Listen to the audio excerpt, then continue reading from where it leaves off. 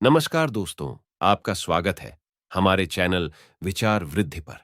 श्री शिवाय नमस्तु भयम। हर हर महादेव। कैसे हैं आप सब? देखिए, आज का यह वीडियो बहुत ही खास होने वाला है। आप सभी लोग जानते हैं कि 8 मार्च 2024 को है महाशिवरात्रि। और दोस्तों, यह महाशिवरात्रि जो होती है यह साल की सबसे बड़ी शिवरात्रि होती है और इस दिन का महत्व भी बहुत ही ज्यादा बड़ा होता है।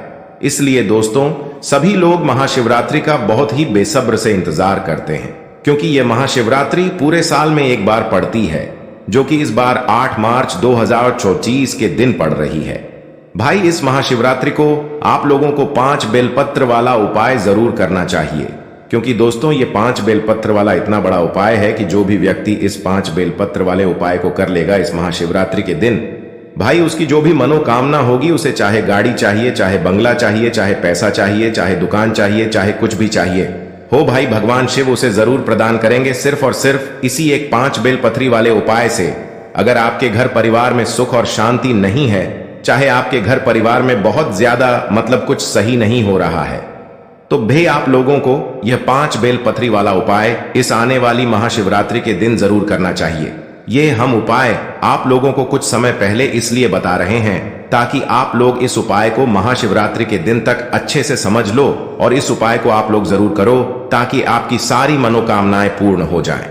और दोस्तों, इस उपाय को करने की सबसे बड़ी खास बात यह है कि इस उपाय को करने के बाद अगर कोई किराए के घर में भी रहता है ना, तो भाई वह खुद का घर बना लेगा, भगवान शिव जी के आशीर्वाद से बन जाएगा। पर उसके लिए दोस्तों, आप लोगों को इस उपाय को अच्छे से समझना होगा, जो कि हम आपको इस वीडियो में समझाने वाले हैं।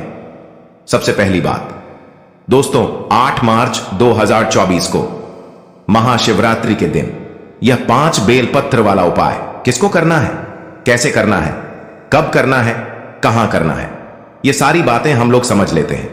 सबसे पहली बात दोस्तों, ये जो 8 मार्च महाशिवरात्रि के दिन 5 बेलपत्र वाला उपाय है, यह किसको करना है, वह सबसे पहले आप लोग सुन लीजिए।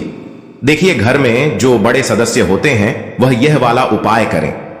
मुख्य रूप से जो घर की माताएं बहनें होंगी, उन्हें यह 5 बेलपत्री वाला उपाय महाशिवरात्रि के दिन करना चाहिए। पर किसी कारणवश अगर घर में माताएं बहनें उपस्थित ना हो, तो उनके स्थान पर फिर कोई घर का कोई बड़ा व्यक्ति भी इस उपाय को कर सकता है और उपाय का फल भी ले सकता है। अब भाई, उपाय में क्या करना है, किस दिन किस समय ये उपाय करना है, तो देखो, उपाय को करने का जो समय है वो मुख्य रूप से सुबह का समय, प्रातः काल का समय। कितने बजे तक का समय है भाई? सुबह। अगर जितना जल्दी सुबह आप उपाय को करो उतना ज्यादा अच्छा है। पर अगर थोड़ा लेट भी हो जाता है तो भाई 11 बजे तक भी उपाय करोगे महाशिवरात्रि के दिन तो भी चल जाएगा। पर महाशिवरात्रि का एक ऐसा दिन होता है जिस दिन पूरे दिन भगवान शिव जी की पूजन आराधना होती है, उनको प्रसन्न किया जाता है। तो अगर इस उपाय को चाहो तो भाई पूरे दिन में आप लोग कभी भी कर सकते हो। और यहां पर एक और समय है जो कि शाम के समय प्रदोष काल का समय है। इस प्रदोष काल के समय में भी आप लोग जो है भगवान शिव जी के लिए 5 बेलपत्री वाला उपाय कर सकते हो, क्योंकि महाशिवरात्रि के पूरे दिन भर आप लोग कोई भी उपाय करोगे, भगवान शिव जी उसे जरूर स्वीकार करेंगे, है ना?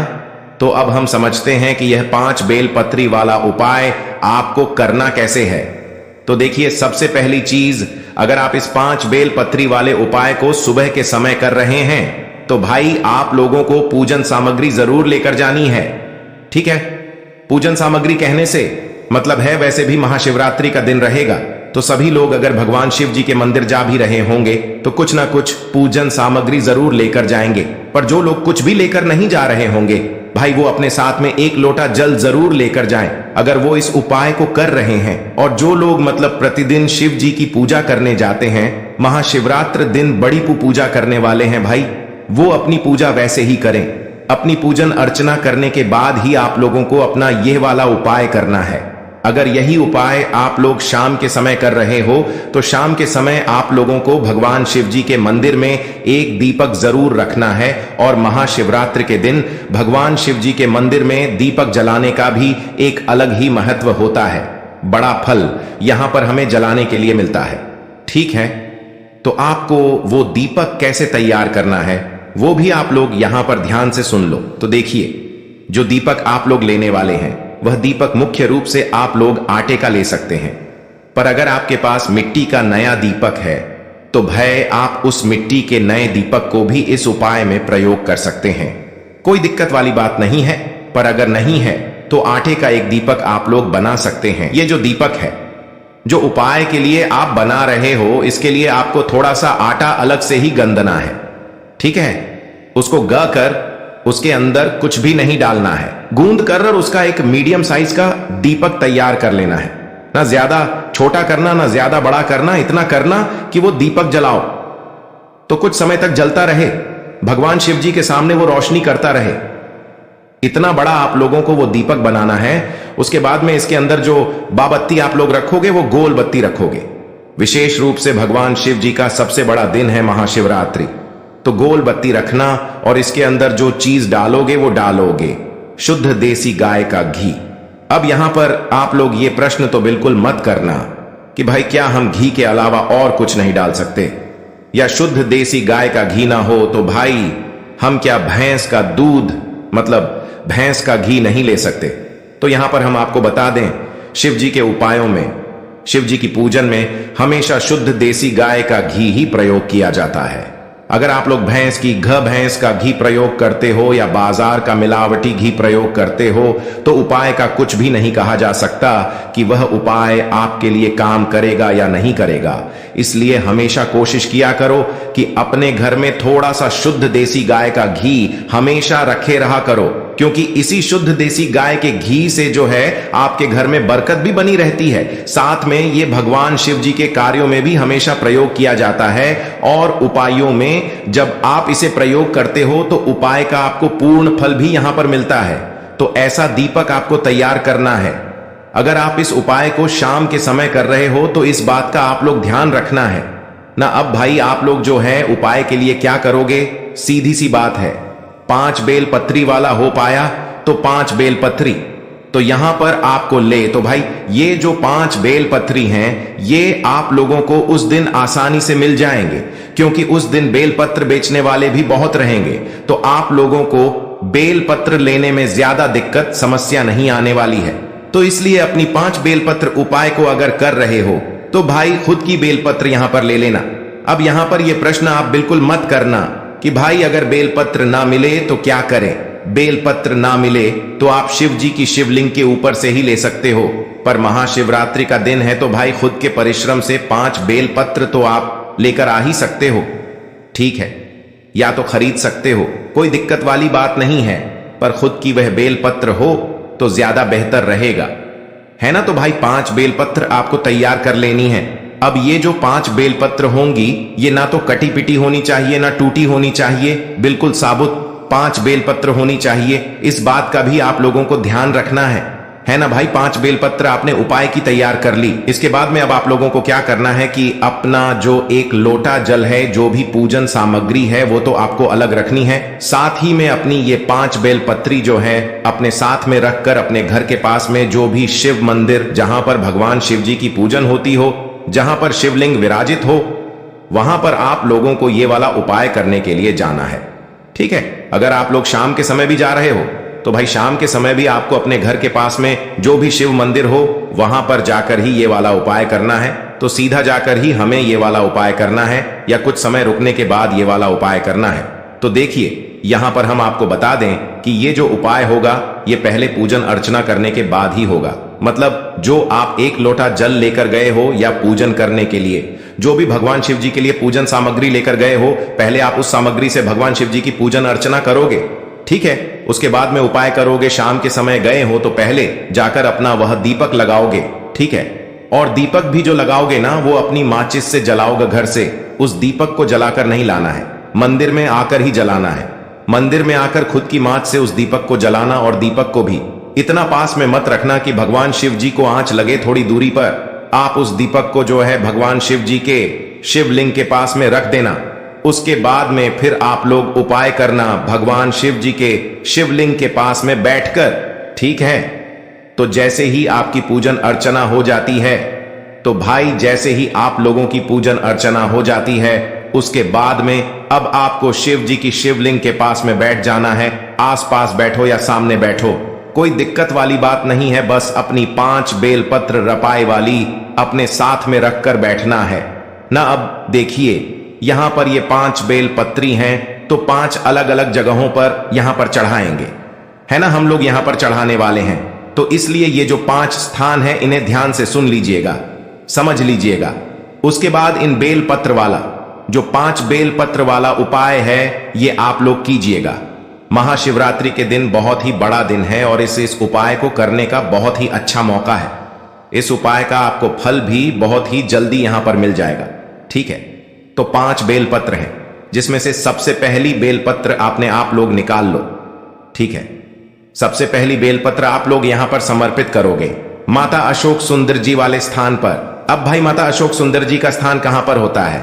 ये जो माता अशोक चंद्र जी का स्थान होता है ये जलाधारी के ऊपर होता है, जलाधारी के बिल्कुल बीचों बीच में होता है। जहां पर जलाधारी होती है, जलाधारी के बिल्कुल बीचों बीच का जो स्थान होता है वही माता अशोक चंद्र जी का स्थान होता है। जो पहली बेलपत्र है आपकी इन 5 बेलपत्र में से उस पहली बेलपत्र को आपको माता असुजी वाले स्थान पर, मतलब जलाधारी के बीचों बीच यहां पर आपको चढ़ा देनी है। पर ध्यान रखना इस बेलपत्र की डंडी का मुख कहां पर होना चाहिए? जहां से जल बहता है और जल नीचे गिरता है, और बीच वाली बड़ी पत्ती का मुख शिवलिंग की तरफ होना चाहिए। तो इस तरीके से बेलपत्र को आप माता सक्ष चंद जी वाले स्थान पर चढ़ा दीजिएगा।